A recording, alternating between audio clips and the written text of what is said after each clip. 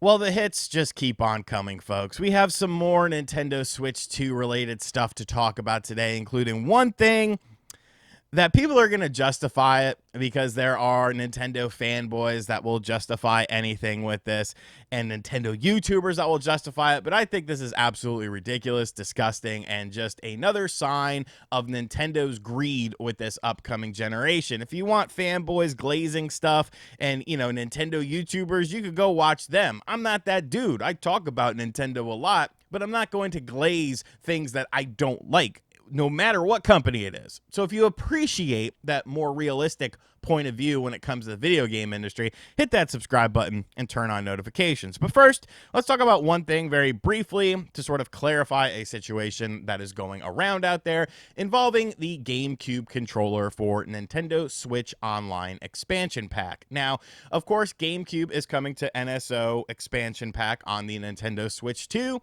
So Nintendo's making a GameCube controller that's wireless for it. Not exactly a Wavebird, more so just the normal GameCube controller for the Nintendo Switch 2 that just happens to be wireless. Now, of course, this is a nice thing, and people were like, oh, well, I could use this on other games. But then it was reported that no, you can't use it on other games, according to Nintendo's own website. Now, this was kind of strange for a lot of people because of the fact that you could use a GameCube controller on the Nintendo Switch 1 and it worked for most of the games. Hell, some games were even designed in mind with the GameCube controller, such as the Grid Racing game. When it comes to racing games, you want to be able to do pressure sensitive things with the analog triggers if you're talking about acceleration or braking, and Grid actually used the GameCube controller if you had an adapter for your Nintendo Switch in order to make it feel like a more realistic experience with that.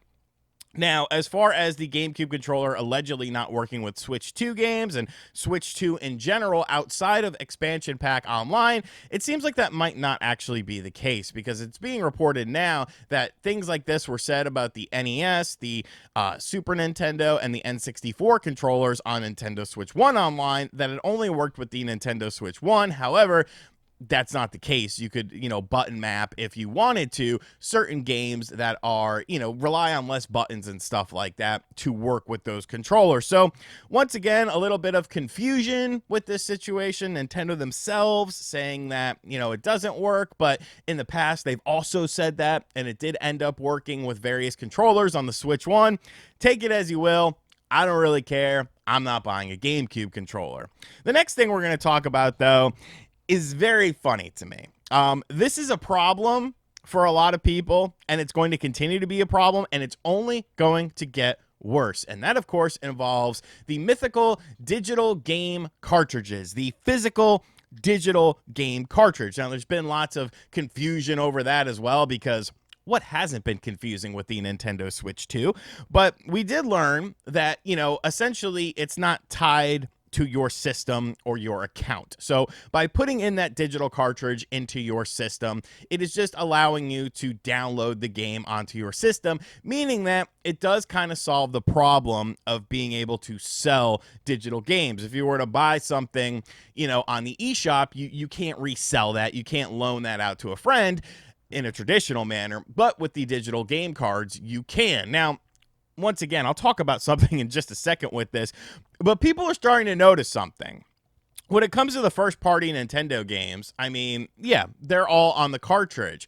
But companies, besides Nintendo, are also greedy. And if you look at the fine print of a lot of these third-party games, the only third-party game right now that we know is coming to Switch 2, that we know is on the cartridge, is actually Cyberpunk 2077, and they're using the 64 gigabyte cartridge, which is the largest cartridge. Now, is Nintendo subsidizing some of that, cartridge cost in order to make it more attractive to CD Projekt Red?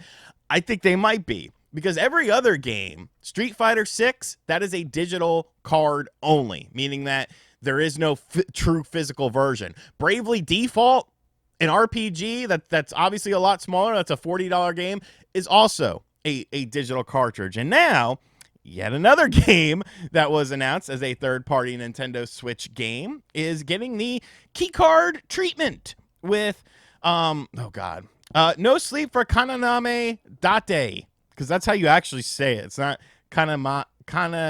and whatever. It's not date, it's date. From the AI Somnium files is a physical game, but it's a digital game key card. And guess what, folks? This is going to happen more and more with these third-party companies. These third-party companies want money, and I get it. It's business. But the whole thing, the thing that just perplexes me is, look, personally, I've accepted how things are going to be. I've accepted it. I've definitely laxed my stance on the physical stuff nowadays, and that's just a personal thing for me. But so many people are, we're so into the Switch One because of the fact that, oftentimes you would get the full version of the game on the cartridge, and games that didn't have it, that had a mandatory download requirement, or, were the code in a box or something, those games were shunned.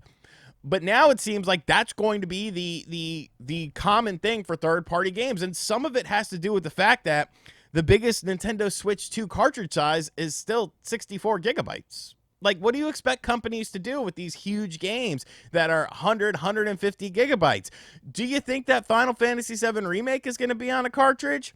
They couldn't even put Bravely Default on the damn cartridge. Like, the whole physical collecting thing for Nintendo fans that was so prominent on the Switch 1, they're going to have to walk that back a little bit. And that may be a hard pill for some of them to swallow.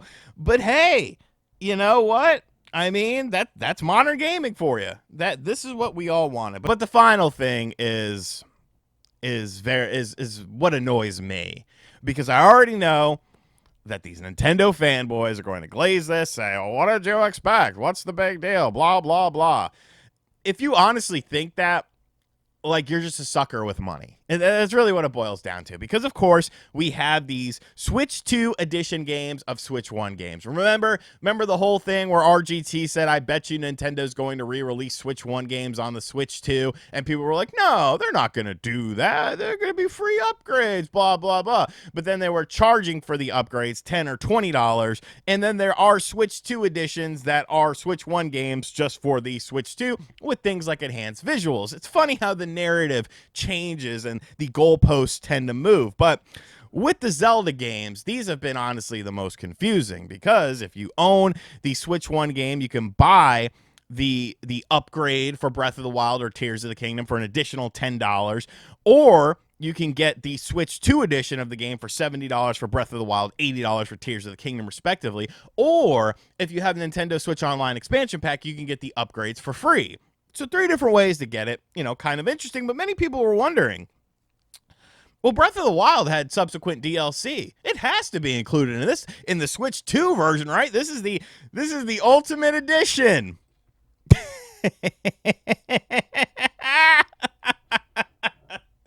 Jesus Christ. According to Nintendo Soup, Iggy at Nintendo Soup, some players have been wondering whether The Legend of Zelda Breath of the Wild Nintendo Switch 2 Edition contains paid DLC content from the expansion pack. A reply from a My Nintendo Store customer representative confirms that the Nintendo Switch 2 Edition of the game does not include expansion pack content. So if you want to play the expansion pass content, you'll have to purchase it separately. This shouldn't come as a surprise, because nowhere... No.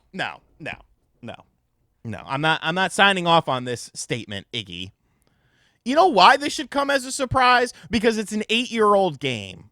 It's an 8-year-old game that you are asking for full price on. More than full price, because you enhance the graphics. You're asking for $70 on a Nintendo Switch 1 game that has enhanced frame rate and enhanced resolution. Honestly, PC settings, scalability and stuff like that. Oh, but work went into it. Fine, whatever. You could say that. You could say whatever you want.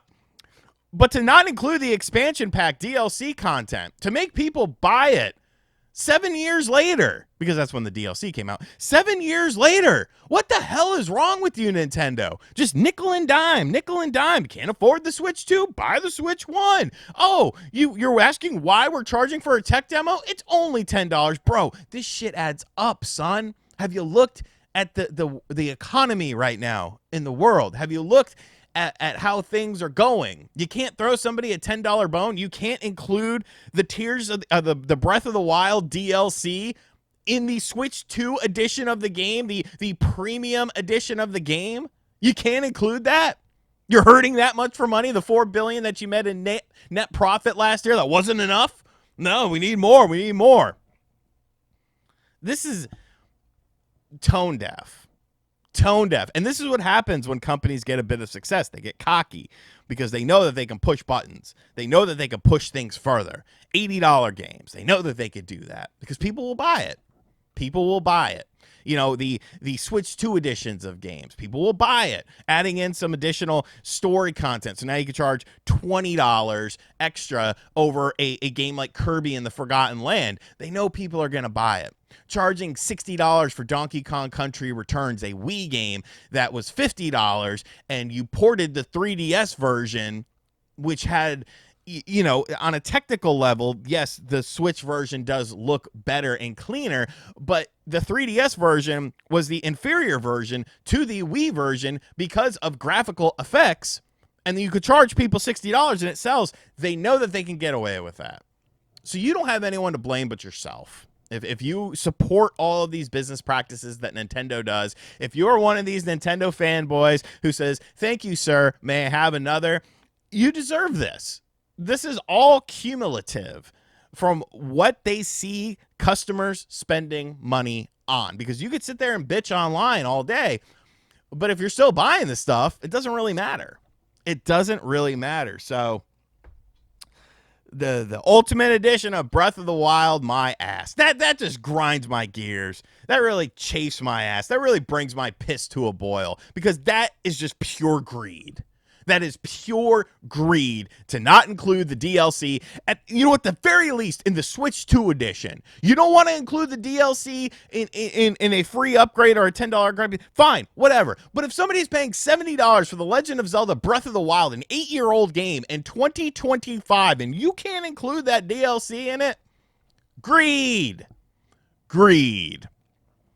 But let me know what you think. Maybe you disagree with me, and if you disagree with me, that's cool. You know, I accept that not everyone is going to see things my way, but it's adding up, folks. It's adding up. I could swing this. I'm good. All right, I can afford all these upgrades. I can afford the system. I can afford the games. But can you? You know, you know, I don't have to worry about kids and feeding the family and stuff like that. I got to feed myself. I worry about my own house. I don't have other outside factors going on. But I feel like, you know, a lot of people are in for a wake-up call with the Nintendo Switch 2. Let me know what you think of everything in the comment section down below. And as always, guys, thank you for checking out this video. If you're new to the channel, hit that subscribe button. Be sure to like, comment, share. Hit the bell as well. And as always, I'll catch you guys on the next video. Later.